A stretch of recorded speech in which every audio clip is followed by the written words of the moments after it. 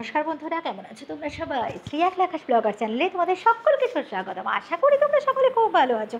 আমিও তোমাদের আশীর্বাদ ও ভালোবাসায় বেশ ভালো আছি।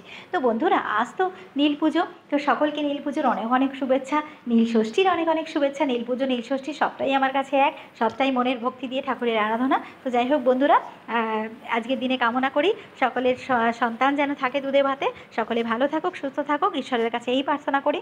আমার সন্তান যেমন, আমার সন্তানের জন্য যেমন আমি মঙ্গল কামনা করব, তেমনি আমি পৃথিবীর সকল সন্তানের জন্যই মঙ্গল কামনা করলাম আজকের দিনে। তো যাই হোক বন্ধুরা, আমি যদিও স্বামী সন্তান দুজনের জন্যই বাতি চালাই।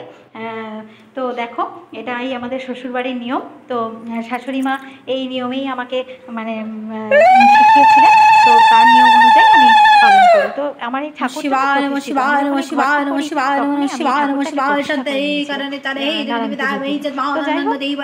বন্ধুরা, আমি এখানে 3টে ফল দিয়েছি, একটা বেল, একটা আপেল আর একটা হচ্ছে আম, আর একটুখানি আকন্দ ফুলের মালা দিয়েছি, একটু নীলকণ্ঠ ফুল দিয়েছি। ঠাকুরকে যেমনভাবে পারি নিজের মতো করে একটুখানি সাজিয়ে দিয়েছি। আমি আমার মনের সবটা ভক্তি দিয়ে ঠাকুরের পুজো করলাম। দেখো, আর কেমনভাবে সবটাই একা হাতে করা। তো যাই হোক, সবসময় ভিডিওটা আমি তোমাদের সাথে মানে সব ভিডিওটা আমি ক্যামেরাবন্দি করতে পারিনি। তো আমি প্রথমে না একটুখানি ঘি আর মধু মাখিয়ে ঠাকুরকে কিন্তু আগে একটু স্নান করিয়ে নিয়েছি। তো তারপরে আমি ঠাকুরের মাথায় গঙ্গা জল, ডাবের জল আর একটুখানি দুধ দিয়ে ঠাকুরের মাথায় ওই একটা ঘটিতে রেখে দিয়েছিলাম মিক্সিং করে, ওটাই আমি ঠাকুরের মাথায় ঢেলেছি। তো যাই হোক, মনের ভক্তি, সকল ভক্তি দিয়ে আমি ঠাকুরের পুজো করেছি।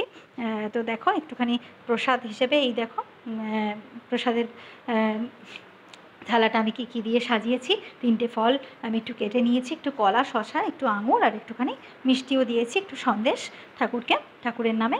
তো যাই হোক, ঠাকুরকে আমি এইভাবেই অর্পণ করেছি। তো আমার সকল ভক্তি দিয়ে।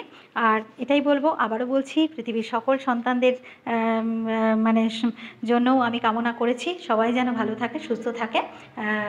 তো দেখো বন্ধুরা, আজকের দিনে তো ছেলে আর মেয়ে স্কুল গেছে, যেহেতু মেয়ের এক্সাম চলছে।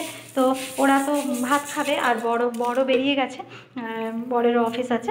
তো যাই হোক, ওদের জন্য আমি একটুখানি নিরামিষ রান্নাই করে দিয়েছিলাম। আর কালকে যেহেতু আমার সংযম ছিল, একবেলা ভাত আর একবেলা ডালিয়া করেছিলাম, রাত্রিবেলা ডালিয়া খেয়েছিলাম। তো ডালিয়াটা আমি কেমনভাবে বানিয়েছিলাম সেটা আমি তোমাদের নেক্সট একটা ভিডিওতে শেয়ার করে দেবো।